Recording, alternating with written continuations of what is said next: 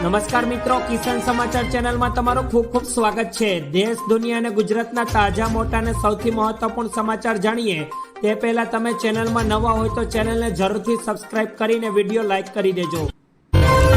આજના સૌથી મોટા સમાચાર, ભાજપની સભામાં રૂપાલાનો વિરોધ। વિરમગામમાં ભાજપની સભામાં પરસોત્તમ રૂપાલાનો વિરોધ થયો છે, જેમાં સુરેન્દ્રનગર ભાજપના ઉમેદવારની સભામાં વિરોધ કરવામાં આવ્યો। ભાજપના ઉમેદવાર ચંદુભાઈ સિયોરાની સભામાં આ વિરોધ થયો, જેમાં રૂપાલા હાય હાયના નારા લગાવવામાં આવ્યા છે। તેમજ નારા લગાવતા 10 યુવકોની પોલીસે અટકાયત કરી અને વધુ તપાસ હાથ ધરી છે। મહત્વનું છે કે પરસોત્તમ રૂપાલાનો સમગ્ર ગુજરાતમાં ક્ષત્રિય સમાજ દ્વારા વિરોધ થઈ રહ્યો છે। ત્યારબાદના ખૂબ જ મોટા સમાચાર, ગૃહિણીઓનું બજેટ ખોરવાયું, હવે બટેકાના ભાવમાં થયો વધારો। રાજ્યમાં ગરમીનો પ્રકોપ વધતાની સાથે શાકભાજીના ભાવમાં વધારો થયો। ડુંગળી અને લસણના ભાવ હજુ માંડ અંકુશમાં આવ્યા હતા, ત્યાં ફરી બટેકાના ભાવમાં વધારો થયો છે। 10 દિવસ પહેલા જે બટેકા 20 રૂપિયાના કિલો હતા તે આજે વધીને હોલસેલ બજારમાં 30 રૂપિયા કિલો થયા છે, જ્યારે રિટેલ બજારમાં 40 રૂપિયા કિલો બટેકા મળી રહ્યા છે, જેને કારણે ફરી એક વખત ગૃહિણીઓનું બજેટ ખોરવાયું છે। ત્યારે હવે મધ્યમ વર્ગીય પરિવારના રસોડામાંથી બટેકા ધીરે ધીરે ગાયબ થઈ રહ્યા છે। ત્યારબાદના ખૂબ જ મહત્વપૂર્ણ સમાચાર, 100 વર્ષ બાદ જૈન સમાજમાં સૌથી મોટો દીક્ષા સમારોહ। અમદાવાદના રિવરફ્રન્ટ ખાતે જૈન સમાજ દ્વારા 100 વર્ષ બાદ સૌથી મોટો દીક્ષા સમારોહનું આયોજન કરવામાં આવ્યું। અમદાવાદના રાજમાર્ગોમાં 35 મુમુક્ષો દ્વારા વર્ષીય દાન પણ કરાયું હતું। ત્યારે આવતીકાલે એક સાથે 35 મુમુક્ષો દીક્ષા ગ્રહણ કરીને જીવનની સુખ સુવિધા વૈભવનો ત્યાગ કરીને સંયમનો માર્ગ અપનાવશે। આ સમારોહમાં ગુજરાત, મહારાષ્ટ્રમાંથી જૈન સમાજ સાથે જોડાયેલા 35 લોકો તમામ મોહમાયા છોડીને સાધુ બનવા માટે જઈ રહ્યા છે। ત્યારબાદના અગત્યપૂર્ણ સમાચાર, ગરમી વચ્ચે કેસર કેરીની આવકમાં વધારો। કાળઝાળ ગરમી વચ્ચે કેસર કેરીની મજા માણવાની શરૂઆત થઈ ગઈ છે, જેમાં બજારમાં કેરીની સારા પ્રમાણમાં આવક શરૂ થઈ છે। તેમાં તાલાળા, ઉના, ગીરની કેસર કેરીની માંગ વધુ હોય છે, ત્યારે પાયરી, બદામ અને સુંદરી કેરી 200 રૂપિયા કિલો માર્કેટમાં આવી ગઈ છે। હાફૂસ કેરીનો ભાવ 350 થી 400 રૂપિયા ડઝન છે, જ્યારે કેસર કેરીની આવક થતાં પેટીનો ભાવ 1500 થી 1800 રૂપિયા જોવા મળી રહ્યો છે। ત્યારબાદના અગત્યપૂર્ણ સમાચાર, ક્ષત્રિય સમાજ આંદોલન પાર્ટ 2 શરૂ।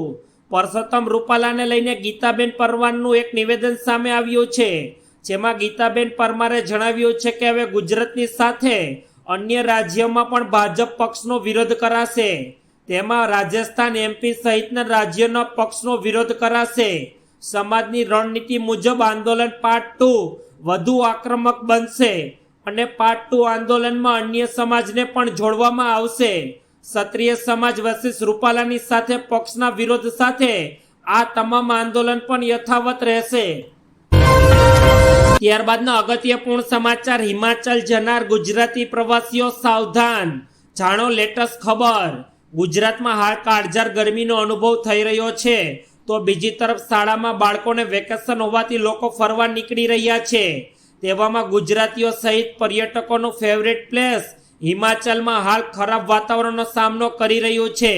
હિમાચલ પ્રદેશમાં હાલ વરસાદની કહેર જોવા મળી રહ્યો છે અને 100 થી વધારે રસ્તાઓ બ્લોક કરાયા છે અને હવામાન વિભાગ દ્વારા હિમવર્ષદની પણ આગાહી કરવામાં આવી છે। ત્યારે જો તમે પણ હિમાચલ જવાનો પ્લાન કરી રહ્યા હો તો પહેલા વિચાર કરીને જજો। ત્યારબાદના બીજા અગત્યપૂર્ણ સમાચાર, ઠાકોર સમાજના સમૂહ લગ્નમાં ગેનીબેન ઠાકોરે આપી સલાહ। પાલનપુરમાં ગેનીબેન ઠાકોરે નવદંપતિને સૂચન કર્યું છે, જેમાં ચડોતર ગામે સમૂહ લગ્નમાં ગેનીબેન ઠાકોરે શુભેચ્છા પાઠવી અને તેમજ જણાવ્યું છે કે સ્વનિર્ભર ન થાવ ત્યાં સુધી પારણું ન બાંધતા, ધંધા રોજગાર સેટ ન થાય ત્યાં સુધી પારણું ન બાંધતા।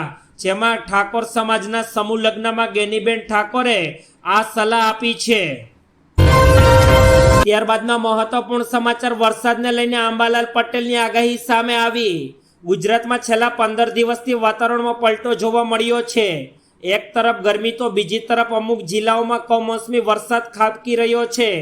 આજે વલસાડ જિલ્લાના કપરાણા ખાતે અંતરિયાળ વિસ્તારમાં કમોસમી વરસાદ થતા ખેડૂતોના પાકને નુકસાન થવાની ભીતિ છે, તો બીજી તરફ લોકોને ગરમીથી રાહત મળી હતી। ડુંગરાણ વિસ્તારમાં પવન સાથે વરસાદ ખાબક્યો હતો। આંબાલાલ પટેલની આગાહી મુજબ 10 થી 14 મે વચ્ચે ઉત્તર અને મધ્ય ગુજરાતમાં આંધી વંટોળ સાથે વરસાદ વરસી શકે છે। મહત્વપૂર્ણ સમાચાર ભાવનગર લોકસભા સીટને લઈને સામે આવ્યા। ભાવનગર આમ આદમી પાર્ટીના ઉમેદવાર ઉમેશ મકવાણાનું ફોર્મ મંજૂર કરવામાં આવ્યું છે। કલેક્ટર કચેરી ખાતે 1 કલાકથી વધુ સમયની સુનાવણી બાદ ઉમેશ મકવાણાનું ફોર્મ મંજૂર કરવામાં આવ્યું હતું। ઉમેશ મકવાણા ઇન્ડિયા ગઠબંધન ભાવનગર લોકસભા સીટ પરના ઉમેદવાર છે। શૈક્ષણિક લાયકાત સહિત 3 મુદ્દાને લઈને ભાજપે વાંધો ઉઠાવ્યો હતો, જેને લઈને કલેક્ટર કચેરી ખાતે 1 કલાકની સુનાવણી ચાલી હતી અને ત્યારબાદ ઉમેશ મકવાણાનું ફોર્મ મંજૂર કરવામાં આવ્યું હતું।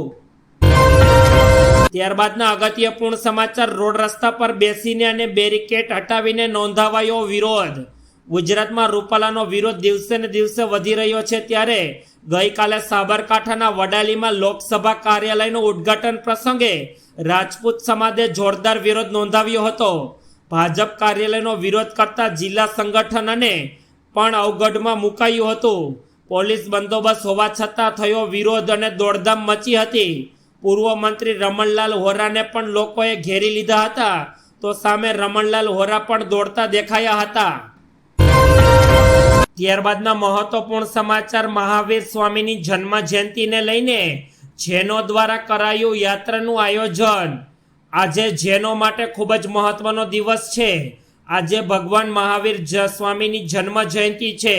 સમગ્ર ગુજરાતમાં આજે જૈનો દ્વારા અલગ અલગ જગ્યાઓ પર ઉજવણી કરવામાં આવી રહી છે। અમદાવાદના હાડકેશ્વર વિસ્તારમાં આદિનાથ દિગંબર જૈન યુવક મંડળ દ્વારા યાત્રાનું આયોજન કરવામાં આવ્યું છે। આ યાત્રામાં 1000 ટુ વ્હીલર તથા 40 ઓપન જીપ અને 10 આઈસર અને 150 ફોર વ્હીલર સહિત 4000 લોકો જોડાયા હતા। ત્યારબાદના અગત્યપૂર્ણ સમાચાર મોદીના કાર્યો કોંગ્રેસના નેતાઓની સમજની બહાર, ધ ગ્રેટ ખલીએ કર્યા પ્રહાર। 19 એપ્રિલે લોકસભાની ચૂંટણી માટે પ્રથમ તબક્કાનું મતદાન થયું। 26 એપ્રિલે બીજા તબક્કાને લઈને રાજકીય પાર્ટીઓએ કમર કસી રહી છે, ત્યારે બીજેપીના સ્ટાર પ્રચારક ધ ગ્રેટ ખલીએ રાજસ્થાનમાં બીજેપીના ઉમેદવારના સમર્થનમાં પ્રચાર કર્યો હતો।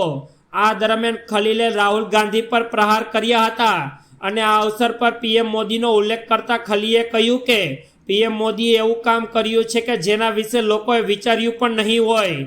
તેમણે જે કર્યું છે તે ફક્ત તે જ કરી શકે છે। ત્યારબાદના મહત્વપૂર્ણ સમાચાર મહેસાણા ભાજપના ઉમેદવાર ભુવાજીના શરણે।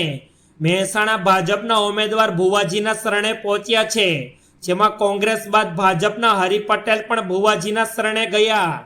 તેમાં ચામુંડા માતાજીના રમણલેનમાં હરિ પટેલ પહોંચ્યા હતા। નેતાજીએ ભુવાજી ઉપર ફૂલનો વરસાદ કરીને આશીર્વાદ લીધા। કોંગ્રેસના ઉમેદવાર રામજીભાઈ ઠાકોર બાદ હવે ભાજપના હરિ પટેલ પણ ભુવાજીના શરણે થયા છે। ઉમેદવારો શું હજુ પણ શ્રદ્ધા અંધશ્રદ્ધામાં જીવી રહ્યા છે તેવી લોકચર્ચાઓ થઈ રહી